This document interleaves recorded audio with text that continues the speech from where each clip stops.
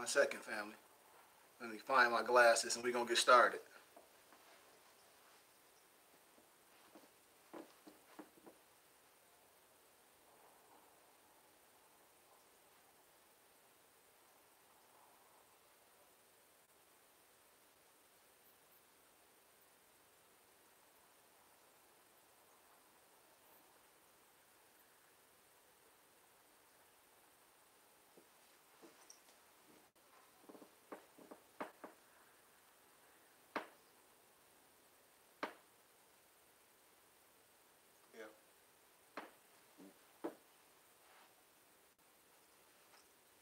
All right.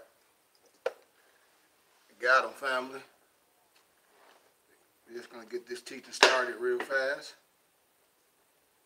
I hope everybody have their pens and their papers. And I challenge everyone to study and research. Hold on one thing. Glasses kind of messed up, fellas. Had a busy week, but I'm going to be in Arizona for the next couple of weeks. And we have a lecture coming up in Flint, Michigan. Man, it's going to be amazing. But, great. Without further ado, let's get our little Moorish prayer going on, and then we're going to jump into this teaching.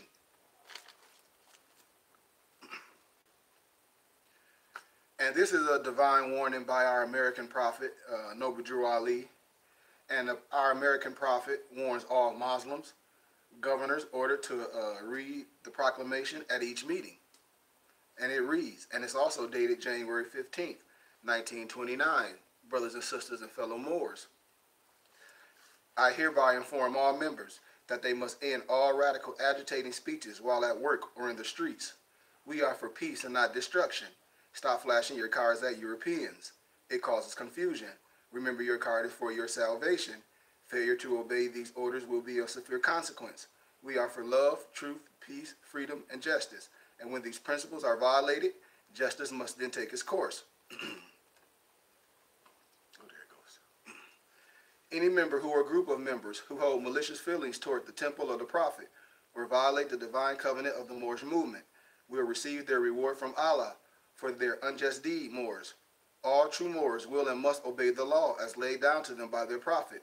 If they lose confidence in the prophet, they should turn in their card and button, cease wearing their turban and fez, and return to the state where I found you.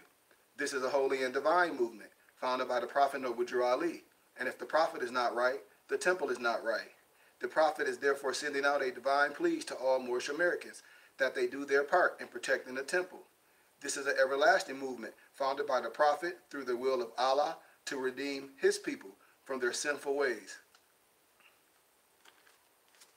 Moors, when we speak of words and things, and when I tell my brothers and sisters, I'm not here for no religious dogma or to convert anyone to a religious perspective, because that's not what I'm about.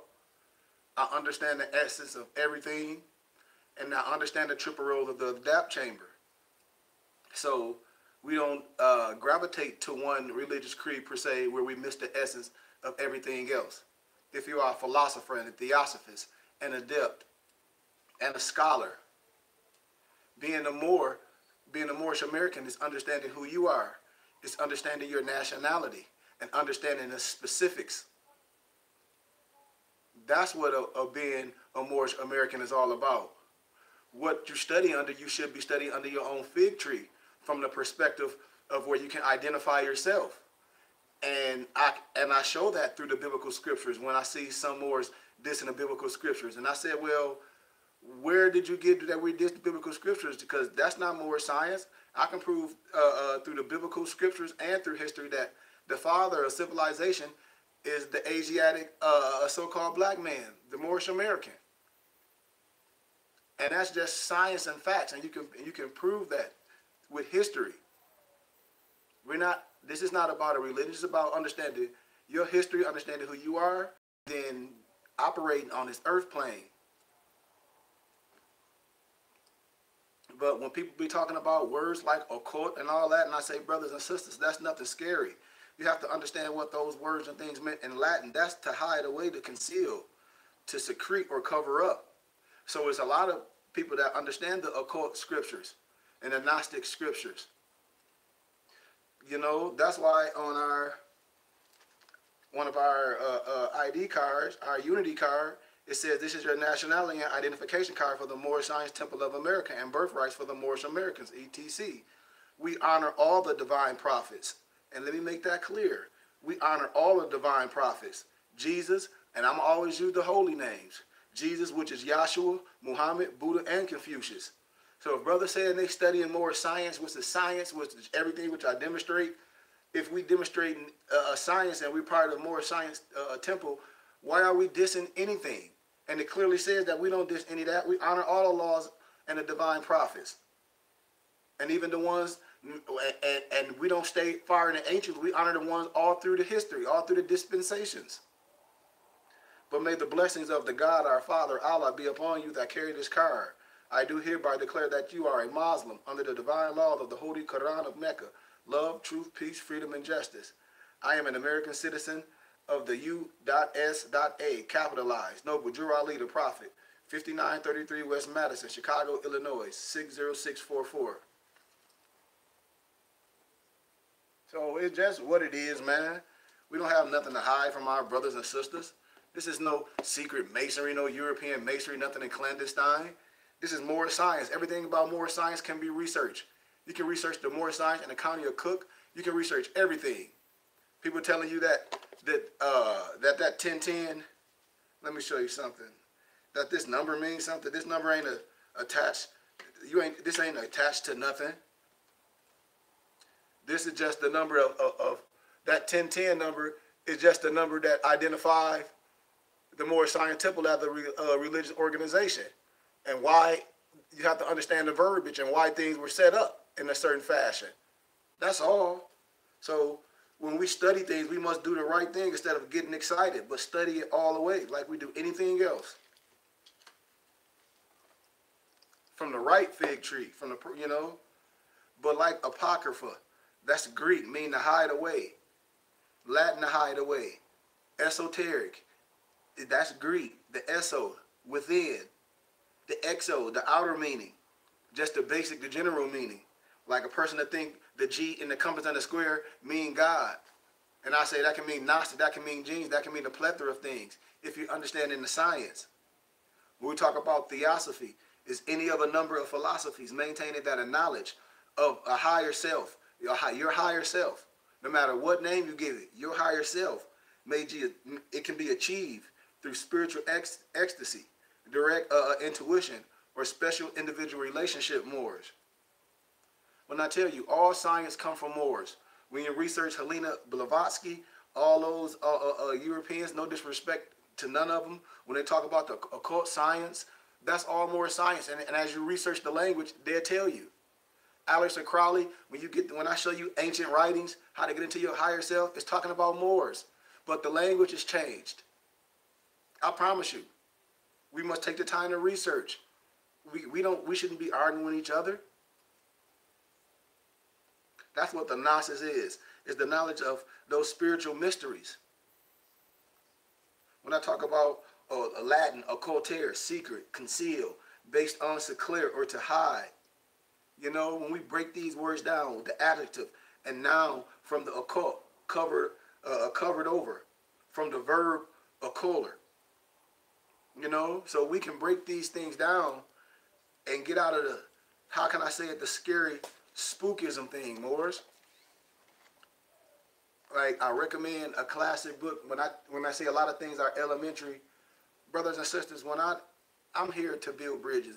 And my thing is, why do we always have to look outside of ourselves for wisdom and knowledge and someone to educate us and teach us? And then when we know we're taught wrong, we stay in that. That's insanity. If we're going to teach something, we should teach it the right way.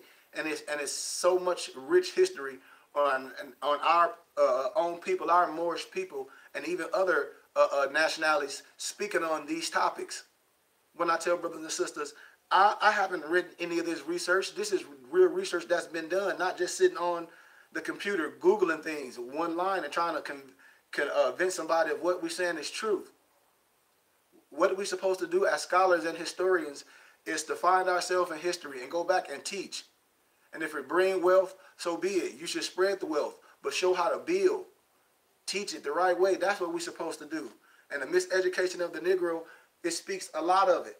A lot of, especially of our preachers and our educators, you know, that know and steady go around, you know, with the bull crap, you know.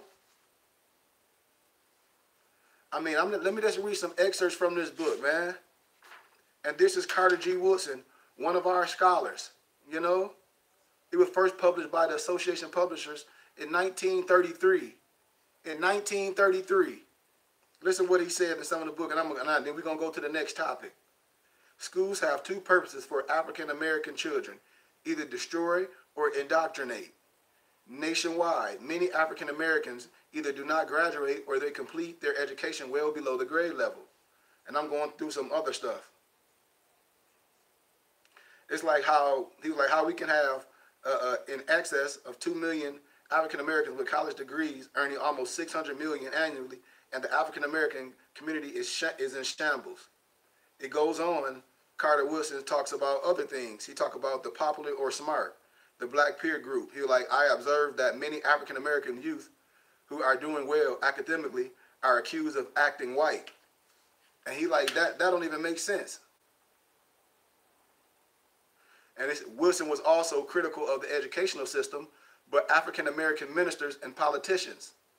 He said that the black community has 85,000 churches, but many of them are only open on Sunday, full of elders and women, but possess few youth and men. You know? He also, Carter G. Woodson also called African American leaders misleaders. You know?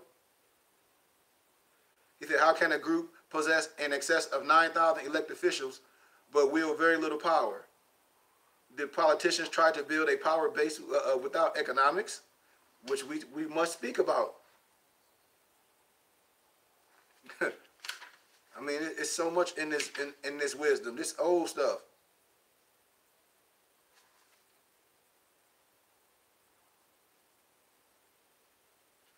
But I want to give you a part before we go on. Listen to this part, Morris.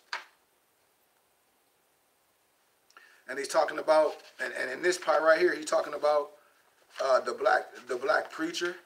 And he goes on to say, like, while serving as the avenue of the oppressor's propaganda, the Negro church, although doing some good, has prevented the union of diverse elements and has kept the race too weak to overcome foes who have purposely taught Negroes how to quarrel and fight about tribes until their enemies can overcome them.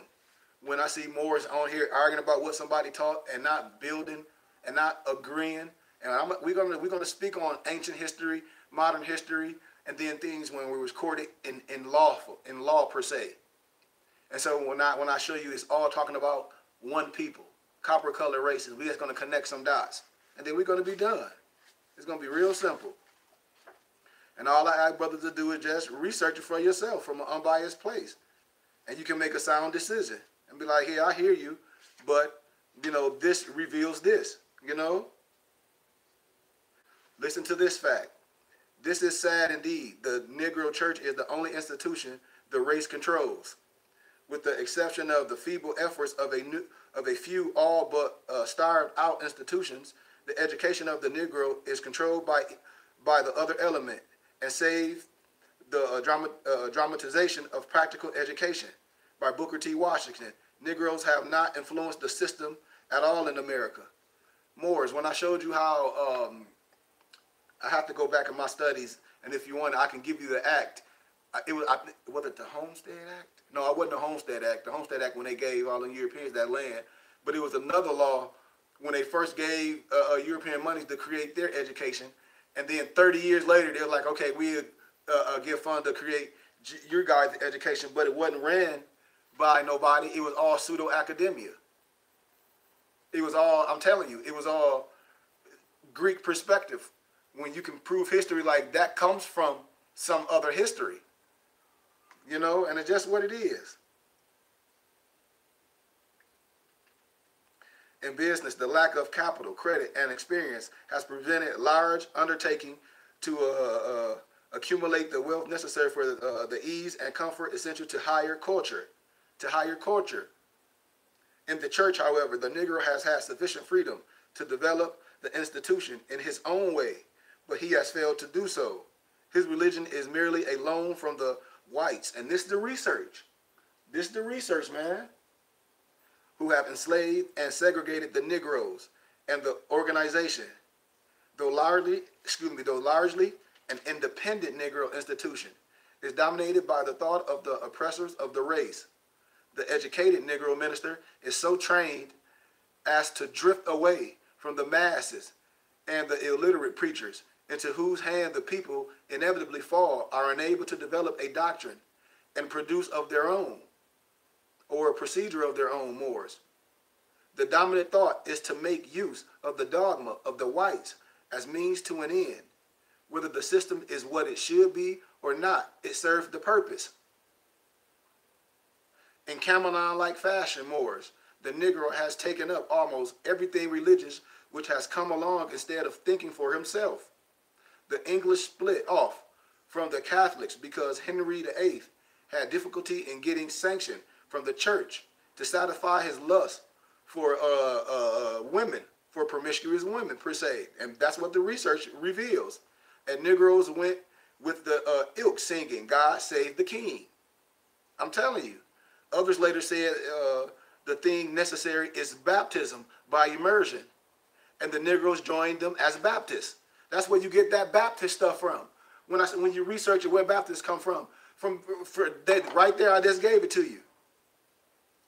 Others, the Europeans, said the thing necessary is baptism by immersion, and the Negroes back then joined them by how? As Baptists. Peace, Mom. Peace, Mom. And this is the science that we should do to be teaching our babies. We're not here to be arguing. We're supposed to teach history from a scholarly perspective, with peace, with eloquence, with a silver tongue, with scholarship, and give our children something to compare to. And so when they're given something, they can say, I understand that, but what about this? Because all this science and all this research, it comes from the libraries. So we should support our scholars and continue that torch. You know? I mean, when you, Moors, it's so much stuff like Tony Brown's journals and stuff. As we've studied, you'd be like, man, they had all these scholars like Francis Cress Wilson and Ivan Van Sertima and John Henry Clark and Sheikh Anta Diop. And a lot of Sheikh Anta Diop writings were in Spanish, and John Henry Clark was interpreted.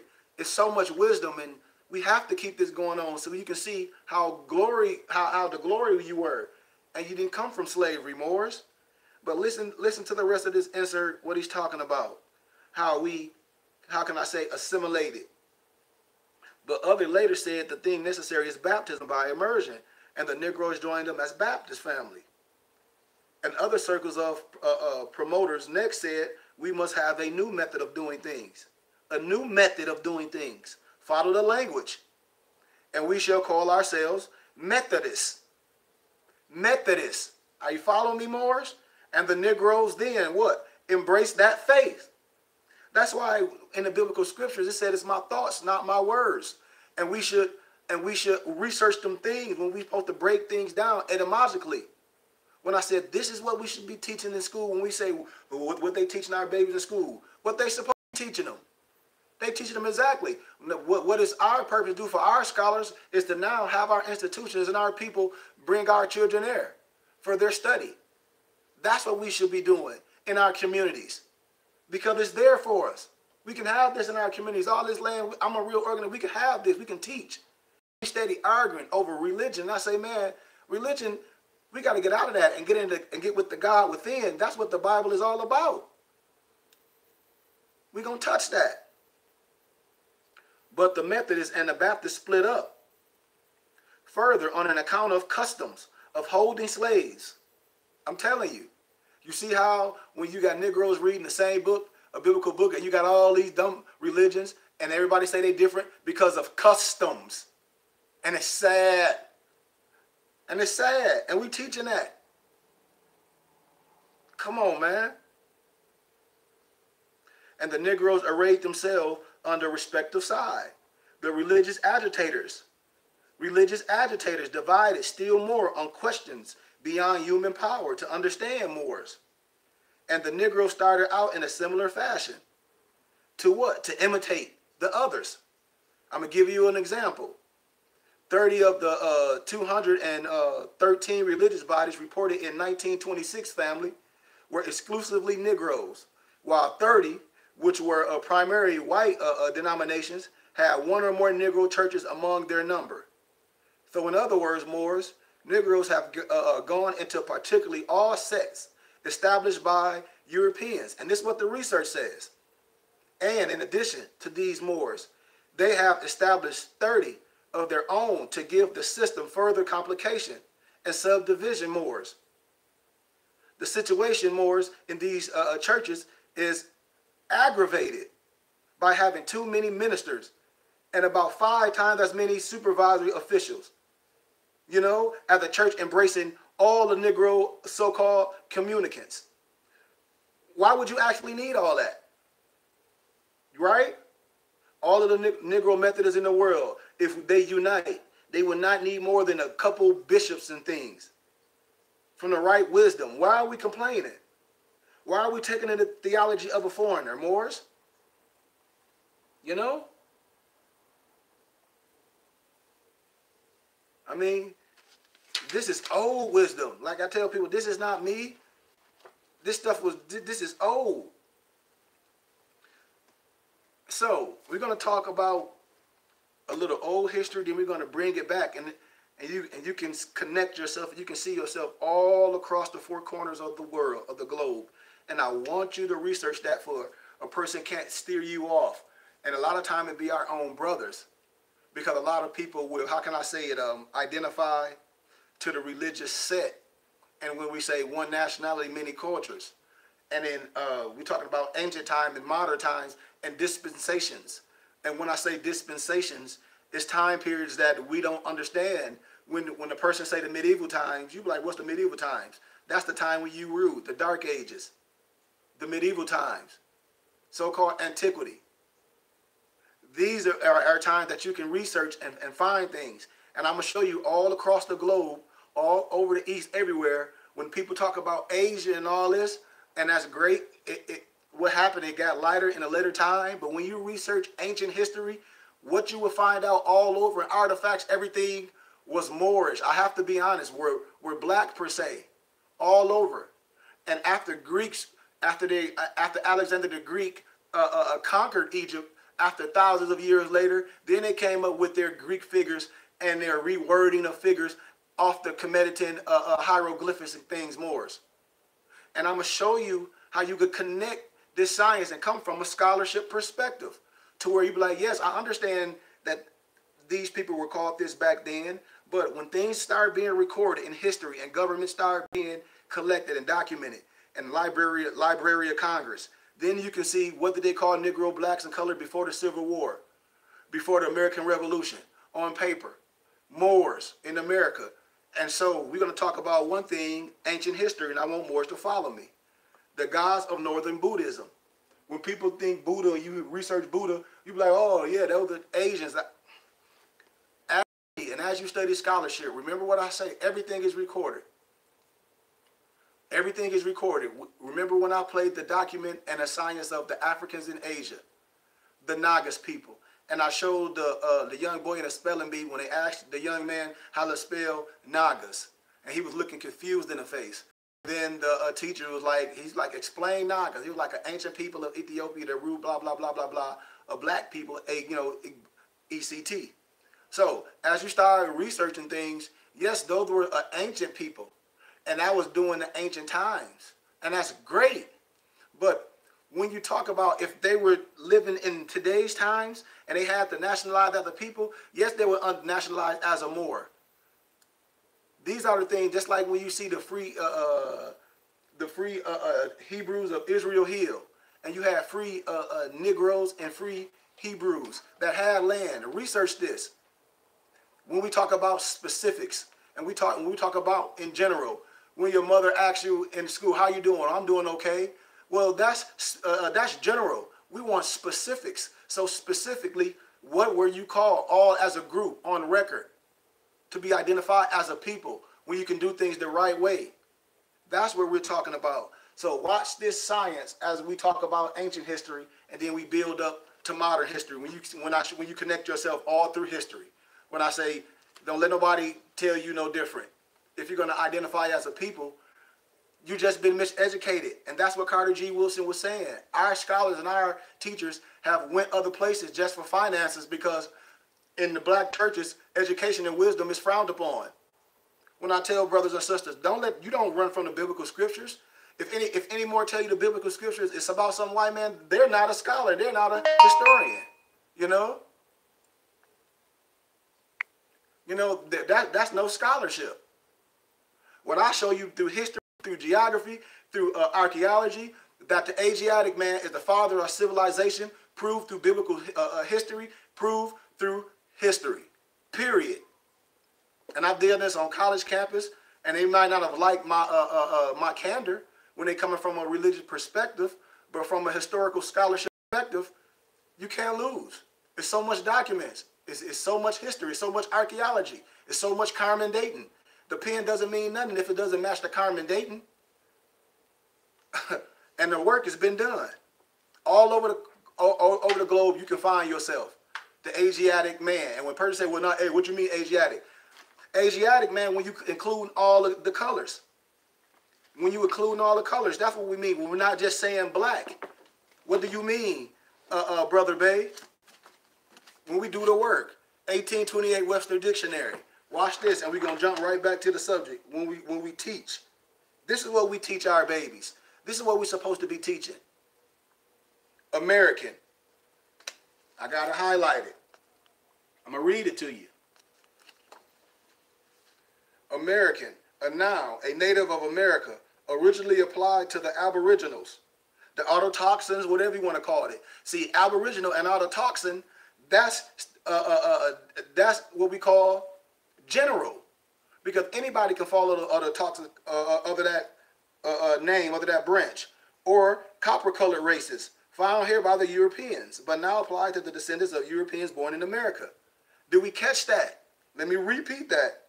An American, a native of America, originally applied to the aboriginals or copper-colored races found here by the Europeans, but now applied to the descendants of Europeans born in America. And so when you research history from a scholarly perspective and you research that doctrine of discovery, you will start connecting dots. You will start connecting dots from a scholarly perspective. You can research the doctrine of discovery. You know, when we talk about how did Alexander the Greek get to Egypt, Hell's Point, you know, he was on a narrow strait between Europe and Asia, now called the Dardanelles, a part of the passage between the Euxine and the Aegean Sea. When I already broke the Hellenistic, what's the Hellenistic language, and all that down. It tells you what a Hebrew is, a noun, one of the descendants of Eber or Heber, that's been in your biblical scriptures forever. But most preachers jump over, be like, what's Eber or Heber? He don't know. When I tell Moors in the book of Matthew, when it says, and some preacher tell you it's finished, it's fulfilled. Not in that context, that's a Greek word, meaning polero, meaning to bring back to your remembrance, because they was teaching false doctrine. They was teaching some religion. They weren't teaching God and man is one. That's what was going on all over. He was teaching that God and man is one. And you must understand the 7 Kemetic principles. We're talking about ancient Kemetic science, man. Masonry, our science. So, as we demonstrated that element, Moors, now let's watch this. The Nagas and the Guardians, the Nagas, the ancient Nagas. The ancient Nagas. You see that?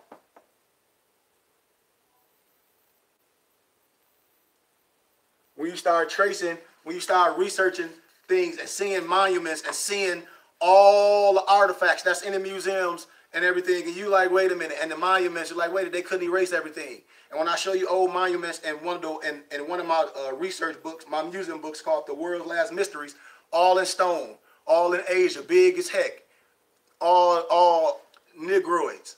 We're gonna demonstrate this, but watch this. The Nagas, or the serpent gods, are minor deities, but superior to man, and believed to be the protectors of the law of Buddha. In fact, Buddhist legend claims that the sacred book, the Brahma Paramati, I got that downstairs with the Nag Vedas and all the Vedas downstairs that I got, were put under the protection of the Nagas by the Gautama Buddha himself. Write that down. Gautama Buddha, Gautama, Buddha himself, until such a time as the human race should have acquired sufficient knowledge to understand it. When is the efficient knowledge? Efficient knowledge right now. The time of the Aquarius. Islam family. Islam family. When your people, when your people is researching, who? Your brother that loves you from a scholarly perspective, like, look, this is what we should be teaching our children. Once we capture this, now we must understand economics and finances, understand that we are business, and understand how we've been tricked to go to work, come home, and not invest in ourselves and complain, and just watch sports and and work out and not try how to master our dollars. We're gonna talk about that too. We got a lot going on, man. When I tell brothers and sisters, you need to please. Our lecture coming in July. If brothers can't be there physically, donate the $20. You'll be able to log on and watch the lecture, and I'll send you one of our research books. But I'm going to reveal a lot of the things that we're out here trying to do in Arizona with 40 acres and build our property and have our temple and everything out here in our own area. We're going to talk about it. But in the 2nd century of our area, the sage Nagarjuna, I got that book downstairs, Morris. It's the it's the Nagarjuna. And I'm going to pull all these books out, man. My empress went upstairs. I've been to pull everything out. We have too much research going on. But I have things systematically, and I teach. I have 10 students that donate $50 a month, and they have all the science. When people ask me, what book should I get, Brother Bay? And I say, well, if you're a student, each month I'm going to ship you books. You shouldn't have to ask. I'm going to ship you the things that you need to study systematically. And at the end of the month and at the end of the year, you will get a tax-exempt receipt to claim everything you purchased on your taxes. I have a real organization. But claim to have received from the Nagas, the ancient wisdom, the Pragmata, the Pragnaparamita, on which he founded the Mayana school, or one of the mystery schools. When the 18 missing years of the light, if you study your if you study your Moorish Quran, and if you study the Aquarian Gospels, the 18 missing years of Yahshua's life, when he traveled to the Mediterranean, when he traveled to Asia all over with the sages and the Magi's, this is who we are. When I connect the dots, when I showed you the book about the Hebrew peoples with Wentworth Matthews, and I showed you who wore the turban. Turban was worn in the churches of black men that symbolized the mystical East. This is nothing new. But they done drew it up and stripped you of your turban and stripped you of your fez, and other nationalities wear it, and we be in all of it. And I say, no, in secrecy they pray in you. I'm telling you, I break all that down in masonry. Why the Masons wear the all black? That represents the melanin. Why they step to the left? Why on the skirt? It represents everything on the hieroglyphs. It's all science.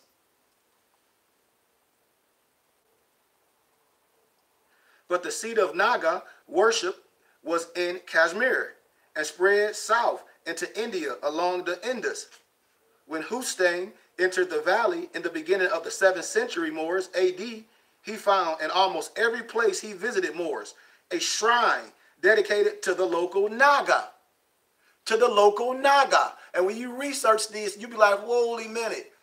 It looks just like African North, everything, because we were everywhere. When people think they're from Africa, no, you wasn't. We were all over. I promise you. When I show you, when a person say Ethiopian, I say, man, that's a Greek. That's a European. When you research history, Abyssinia. When I show you in biblical scripture, they like, what's Abyssinia? Ethiopia.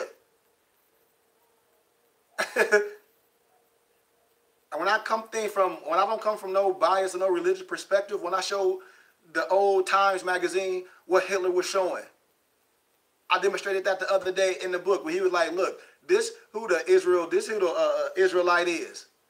This who the fake, this who the movie is. That ain't my words. Showed you the second president of Egypt when he said why Israel is cursed. Because God's people left black and came back white. Them ain't my words.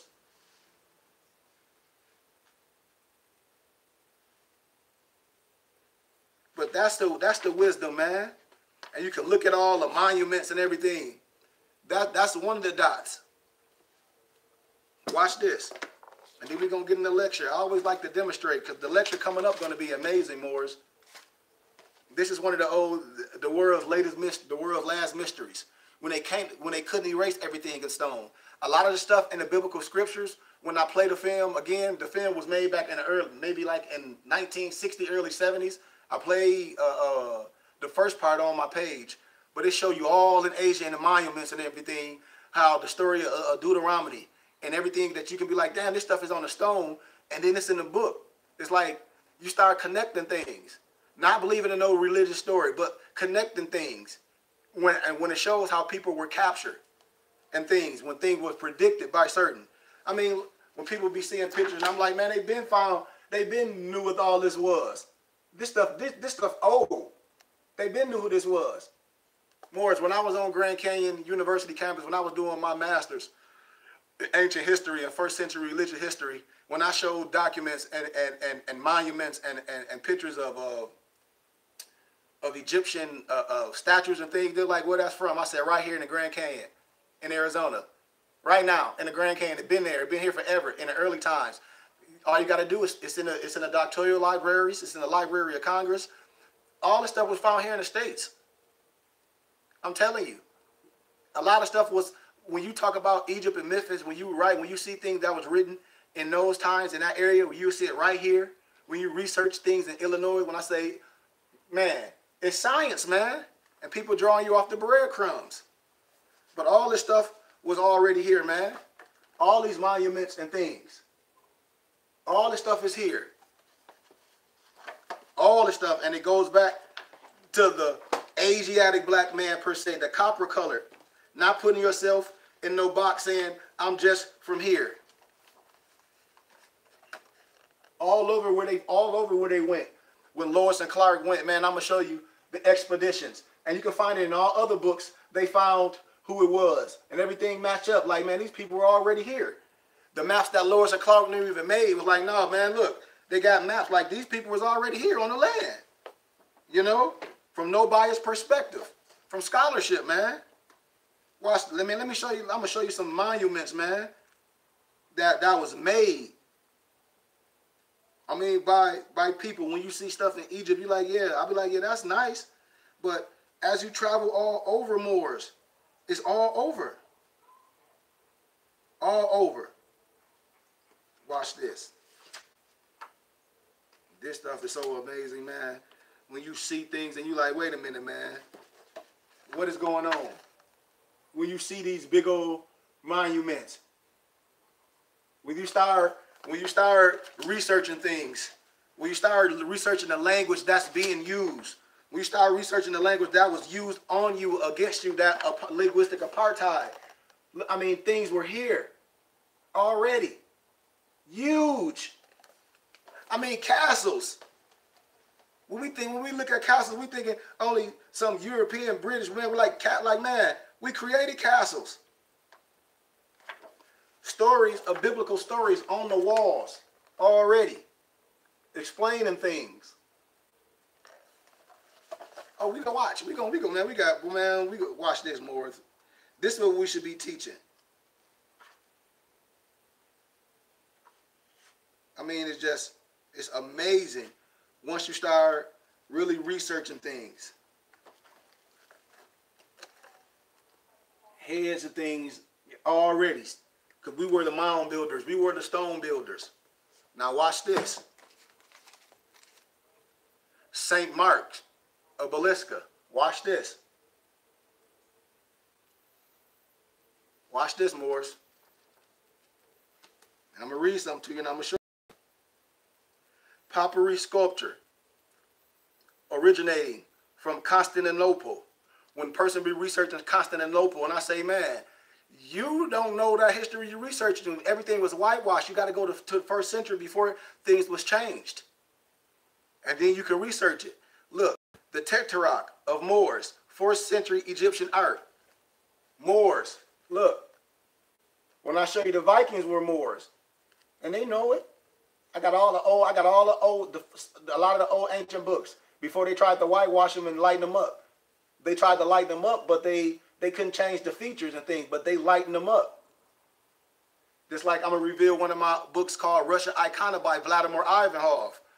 That's a book. It's expensive, and it shows how they whitewashing the pictures up. Even in Russian Icona, they showing you how they whitewashing the pictures up. And then you can look right in the biblical scripture in the book of Maccabees, in the Apocrypha, and it shows how the Europeans try to whitewash themselves in a history book. So you can find things, but you must understand and get out the spookery and of somebody drawing you away from the science, and they're using it against you. When I tell you, man, everywhere you go, things will change. Like when they talk about Paul's journey to the road to Ephesians. Remember, listen to this, Moors. Paul's third journey. Remember, Ephesus was the main city of the Roman province of Asia. So when you're researching that, what was he going to do? He was already going to an area, just like when I showed you more through genetics, through history. You can prove it that the so-called Jew is the Gad, is the Igbo, is the Igbo. It's proven. And when a European came over there to colonize, they were already practicing Judaic Abrahamic laws. They were already customs was already doing before the Europeans brought the biblical so-called scriptures over there to colonize. These are facts, man. These are things that can be proven. And when you start researching things, you'll be like, man, okay, as you go deeper and deeper in first century history, and then you start looking at modern history, all the monuments was changed. When Paul was going on the road to Damascus to strip the people from their religion, and this is their perspective. And when you look at the monuments and everything back then, the monuments were this color, and when you research them now, when you go online and try to research them, you will see it. You'll be like, man, it's different color. It's pale. I promise you. And then as you do, and then even with that, even with the picture of Jesus and Mary, that the Black Madonna, I can show you that comes from a Kemet of the science. So we must understand this, understand where the wisdom comes from. So what we're doing is we're connecting dots, man. We're getting out of that like we're some different people, like we should be banging on that. No, we understand dispensations and history. During that time, there was no need for all that. There was no system of people, on paper during ancient times where you had some government and some other foreigner instructing things and laws. So with that being said, Moors, when I talk about, you can ask anybody from a rightful perspective, from a love, truth, peace, freedom, and justice perspective, what were Negro, blacks, and colored called legally on paper as a collective unit, as a body, they would tell you. And when I talk about the Moore Sundry Act of 1790, these were real things. The Moore Sundry Act of 1790 was a 1790 advisory resolution passed by South Carolina House of Representatives, clarifying the status of free subjects of the Sultan of Morocco, Mohammed bin Abdullah. The resolution offered the option that free citizens of Morocco were not a subject of the laws governed to blacks and slaves. We're not under the laws governed to blacks and slaves. So this is your thing right here. If this is not you, and if this is not the copper-colored races, why would they want to clarify something for certain people that was identified as black and slave if they didn't look like that? You can, more, it's so much that you can do when a person try to tell you that the Moor is the Arab and things like that. And I can show you through history from all opinions that it's not a such thing genetically as Arab. You Arab, you speak Arabic. You Jew, you speak Jewish. I mean, you can get the book The Arab by Bertram Thomas, a European that stayed with him for 14 years. It tells you. You can get my other book by Adar, would tell you that the Indian is one of the large tribes of Israel that stayed. These are facts. When I did the Hayya Code, when I talked about the Pendulum word, we connect dots. One nationality, many cultures. We're talking about specifics. No one's here to strip anybody of the culture. That's why I say it's so prophetic. If Moors don't understand about this, the return of the ancient ones, if you don't understand about this science, man, and you are Moor, and it's nothing to argue about when you understand the history. It's nothing to argue about when you study the Quran, when you break the Quranic study down. It ain't nothing to this. If you say you're a scientist and a philosopher to study, you should study what you talk about to bring the peace to things. But on January 20th, 1970, a petition was presented to the South Carolina House of Representatives from a group of individuals who were subjects of the Moroccan Empire and residents of the state. They desired that if they happened to commit, listen to this, Moors, any fault amendable to be brought to justice, that as subjects to a prince allied with the United States through the Moroccan-American Treaty of Friendship, they would be tried as citizens instead of under the Negro Act of 1740. Moors, you got to understand what the Negro Act was. We talk about slavery right here in the States, in Illinois. We got to understand the language of what a free man or what a Freemason was. And having these are things we got to understand. Everybody wasn't no slave. That's the lie that you want. And everything was connected. Jerusalem, so-called Egypt, which is a European word, commit. All that was connected, walking distance. That's how you had the Hebrew Pharaoh. Sabatos. The free Moors, Francis Daniel, Hamad, and Samuel petitioned on behalf of themselves and their wives, Fatima, Flora, Sarah, and Clardina. They explain how some years ago, while fighting in defense of their country, they and their wives were captured and made prisoners of war by an African king. Moors, I showed you all the books. Man, I ain't even going to keep pulling my stuff out. History of a Moorish king that was captured in slavery and then freed. I break all this stuff down, man. I got books from Otto Equinawa that prove he was one of the gas, one of the true bloodline of the Israelites. Things was written, but we don't know about it because we only deal with program learning. After this, a certain Captain Clark had them delivered to him, promising they would be redeemed by their Moroccan ambassador residing in England and returned to their country. Instead, he transported them to South Carolina and sold them for slaves. Since then, by the greatest industry Moors, they purchased freedom from their respective masters. They requested that as freeborn subjects of a prince in alliance with the U.S., that they should not be considered subjects to a state law. This enforced, known as Negro law. Known as Negro law, I'm telling you. And that's why when people say, well, black, yes, black is beautiful. I'm with that. Red is beautiful and all that. But that is not a nationality. That's why Obama told you in 2010, I tell people, you have a right of a nationality and a right to change it. When I talk about the rights of indigenous people, all that, those ain't made up laws. These is real things. You just got to get with the real thing and understand the difference from GMO and real minerals from Mother Earth. And the same thing with this wisdom. We should be able to understand the difference if we adults.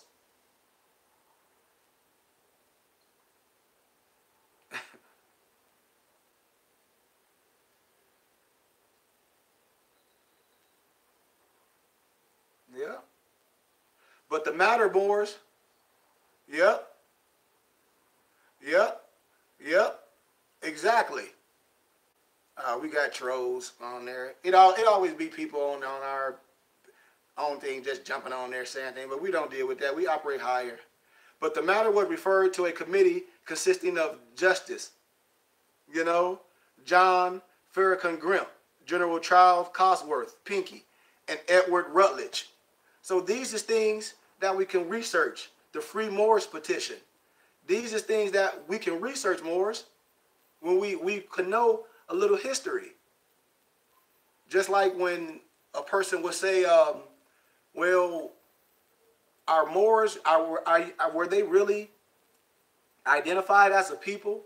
Well, yes, and I have a book, Abraham Documents, with a lot of his court cases, And you can also research, you can pull the information up, and a lot of Abraham documents, when you can research that he was an attorney and he written things, but he didn't sign it, and it was part of a slander case, and it was a family dispute, you know, and back then in Illinois,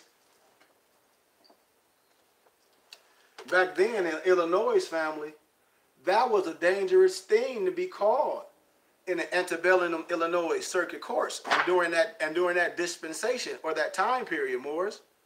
You know, so during that time, Abraham Lincoln realized the value of reputation. When we talk about reputation, and declared in his first printed political speech that every man is said to have his peculiar ambition, and I have no other so great as to that of being truly esteemed of my fellow men. So, one case you can research, Morris, is a slander case that Lincoln argued at the DeWitt County Circuit Court in Clinton, Illinois, in May and on October 1855.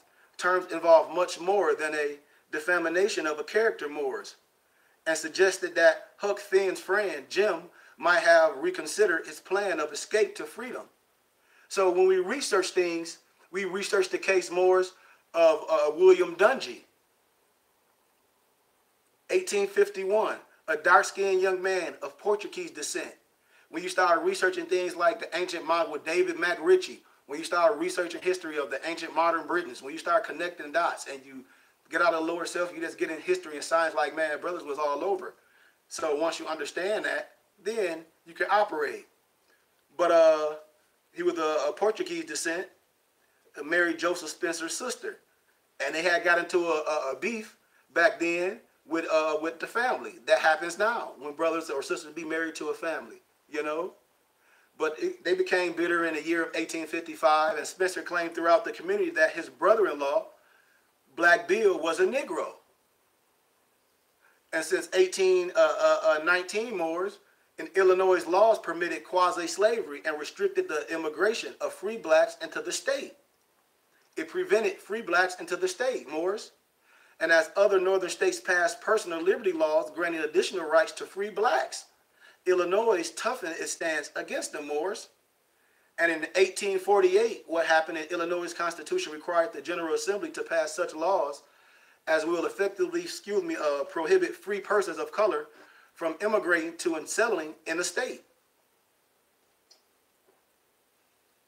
That's why when you look up in certain areas when they say Homestead Act, and they was for free people, and then they trying to say people got land, but when you start looking at the language and things, and then we start studying civics, and we start looking at the European Constitution when they overthrew certain Moorish and the melanated people in government and political offices, you will see how certain people already had rulership and they were overthrown. And then you look up Reconstruction and all those different parts of history. But the 1848 Illinois Constitution required the General Assembly to pass such laws as will effectively prohibit free persons of color from immigrating to and settling in this state. Those prohibits were passed as the Black Laws and went in force on February 12, 1853, Moors, the future emancipators' 41st birthday, Moors. William Dungy faced losing not only his reputation, but his marriage, his property, and the right to remain in Illinois. Because Section 10 of the 1853 law stated that every person who shall have 1/4 Negro blood shall be deemed a what? A mulatto. That's why when you research history, it said why the so-called black man was only a what type of man? A 3/5 or percentage of the next man. We understand that history. But William Dungy retained Abraham Lincoln to squash the possibility that he might be judged a Negro, and therefore suffered the severe penalties under the 1853 Act, Moors. So what happened in the case is that Lincoln filed his declaration charging Joseph Spencer with slander and sought $1,000 in damages during that time, you know. And then the case began, and Spencer's attorney, and his attorney was named Clifton H. Moore and Lawrence Weldon, they filed a demur to Lincoln declaration asserting that his charges were insufficient in law. So the judge, David Davis, agreed that two of Lincoln's three charges were faulty. The case was continued and Lincoln was allowed to amend the declaration. And at the next term of court on October 1855, the case was argued before a jury, Moores. And according to Lawrence Weldon, Lincoln's talents as a trial lawyer, Moores, were evident in his argument for Dungy. Weldon stated that Lincoln questioned Spencer's character by demonstrating how Spencer went from house to house, gabbling that Dungy was a nigger. Weldon emphasized that Lincoln's tone and pronunciation had a curious tone of the ludicrous, which instead of detracting, seemed to add the effect, Moores. But Lincoln further undermined Spencer by using humor to persuade the jury that there was reasonable doubt regarding Dungy's race, Moores. And Weldon recalled Lincoln's statement, "My client is not a Negro. Though it is a crime to be a Negro, no crime to be born with a black skin. But my client is not a Negro. His skin may not be as white as ours, but as I say, he is not a Negro. Though he may be a Moor," and it was spelled M-O-O-R-E. Mr. Lincoln interrupted Judge Davis, scarcely able to restrain a smile, meaning he had a little quiver on his face. And then the judge said, "You mean a Moor?" And it was spelled M-O-O-R, and not Moor, M-O-O-R-E. "Well, Your Honor, M-O-O-R, not C-H-M-O-O-R-E, replied Mr. Lincoln, with a sweep of his long arm toward the table where Moore and himself sat. And then also Lincoln said, "I say my client may be a Moor," spelled M-O-O-R, "but he is not a Negro." Meaning what? That he claimed his free nationality as a free man. Let's finish. Lincoln then demonstrated or demolished the defendant's witness testimony. Moore and Weldon had secured several depositions from residents in Gale County, Tennessee, that Dungy's family home. These witnesses stated that they had personally known the family and that the white community had regarded the Dungies as Negro or of mixed blood. And under cross-examination, Moores, Lincoln argued that the testimony was hearsay, as the witness admitted none of them lived within 30 miles of Dungy's residence, Moores. And on October 18, 1855, the jury returned a verdict of guilty and granted Dungy $600 in damages plus court costs of $137.50. Lincoln charged a $25 fee, which Lawrence Weldon considered minimal, Moores. To avoid any appeal to the Illinois Supreme Court, Lincoln persuaded Dungy to remit $400 of the judgment in return for the defendant releasing all errors which may exist in the court record. Under Illinois law, the defendant could not appeal the verdict, but could appeal only on errors, procedure, or evidence, Moores. Lincoln had taught Joseph Spencer an expensive lesson in domestic relations. And another source speaks about the William Dungy versus Spencer, Joseph Spencer case, Moores, and it says, although historians have used this case to show Lincoln's skill in the courtroom and his keen legal mind, Moores, when examined a little closer, when you look at the case a little closer, it reveals something much more profound. And what's profound, Moores, is the underlining of race in the 19th century, Moores. And Dungy, who had a slightly darker complexion than the others in the community, claimed that his family was Portuguese. And as a recent scholarship suggests, Moores, and as Lincoln quote reveals, race is socially constructed. And to Lincoln, regarding of Dungy's skin color, his Portuguese or his Moorish ancestry gave Dungy legal and social rights in the community, in the state, and in the country, Moores. So those are things that we can research and be like, when we can touch dots and we can research things from, how can I say it, a historical perspective, and not get into arguing with things, just get into things, be like, okay, this is history, But we should teach, man, from a scholarly perspective, man, and make sure everything lines up. What one of my brothers said, he said, "Man, can you share that one?" Yeah. I'm going to share this one with you when I'm gone. I'm not going to pull out the book, but I'm going to share this history. And he was asking about the 1898 Wilmington history, the racial riots in 1898. And I spoke on this previously. But I'm going to go down to how they changed things and created their own constitution and bylaws of the white government union in 1898, and I'm going to read this and I'm done. The preface. Our state is the only community in the world with a majority of white voters, where the officers selected to administer the government choices of Negroes and not of the whites. This condition has been brought about by the unfortunate divisions amongst the white people, and it is likely to continue until the division is removed and unity again prevail amongst them as it did prior to 1892. So you got to understand that history prior to 1892, Morris, and they're telling you everything that they were doing prior to 1892. You know, the necessity for a closer union of white peoples of the state is so apparent that it's required no argument, and that the necessity has called forth the organization of the White Government Union. Listen to this and we can close. The White Government Union Constitution, Article 1. The name of the organization shall be the White Government Union. Article 2. The purpose of the organization shall be to reestablish in North Carolina the supremacy of the white race, to promote individual efforts in behalf of the party and its candidates on the part of the voters, and to bring the head of the organization in the countries and state more closely and easily in touch with the township organization and the individual party voter. So these are things that you can research, you know, and understand history and stories, and then operate, understanding who you are and not getting caught up in spookism and dogmatic falseness, and understand that God and man is one, and understand that synchronicity, and understand history, and teach your children this, and then we operate on this earth plan. But I love you all, Morris. I love you all. If anyone interested in the literature, you know how to contact me. I ship it right to you. Love, truth, peace, freedom, justice, health, and wealth. Peace, family.